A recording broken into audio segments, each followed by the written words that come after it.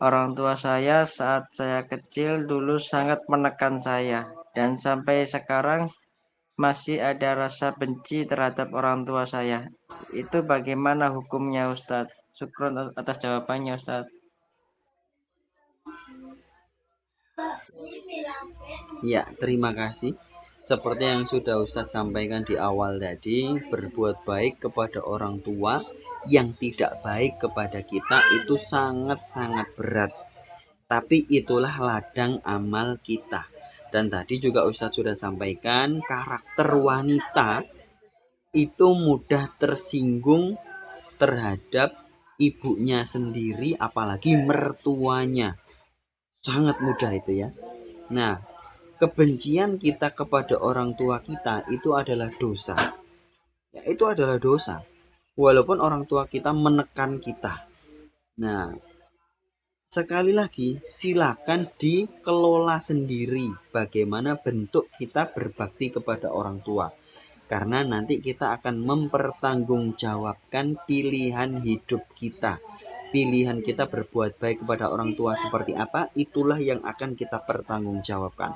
Kalau ternyata dinilai oleh Allah sebagai kita itu salah kepada orang tua kita, maka kita harus siap dengan konsekuensinya.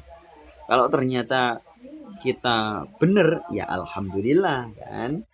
Nah, kebencian kita kepada orang tua kita itu harus segera kita hilangkan, karena kita hidup sampai hari ini kalau bukan karena dinafkahi oleh orang tua kita, dari mana?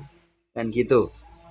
Ya, orang tua menafkahi kita itu banyak loh ya, nggak sedikit. Ustadz sebagai orang tua sekarang sudah punya 2 anak.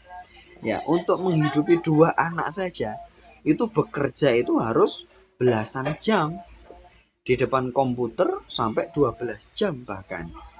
Ustadz bukan TikToker, bukan YouTuber, bukan ya.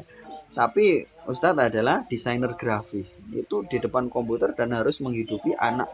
Dan itu berat, ngasih makan setiap hari, mendidik, nyebokin, ngajakin tidur, ngajakin main. Itu berat loh, nggak mudah. Makanya kalau adik-adik itu, ini kata-kata terakhir buat Ukti Anindita, ada satu kata-kata emas di kitab-kitab klasik.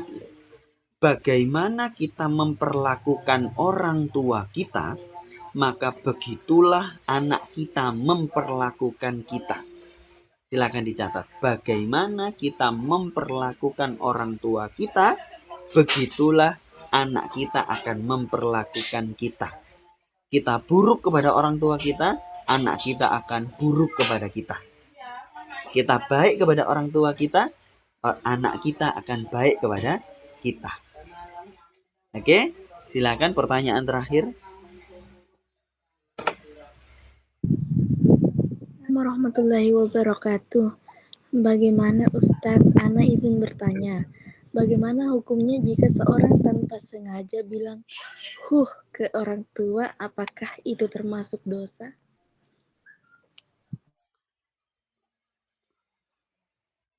Baik, yang menilai dosa itu sebenarnya kan Allah. Manusia menilai dosa atau tidak itu berdasarkan ilmu yang dimiliki. Nah, kalau berdasarkan Al-Quran memang kita ngomong tidak, kita ngomong nggak enak kepada orang tua itu berdosa. Tapi kenyataannya gimana? Tetap menurut Allah gimana berdosa atau enggaknya adalah nanti di akhirat kan.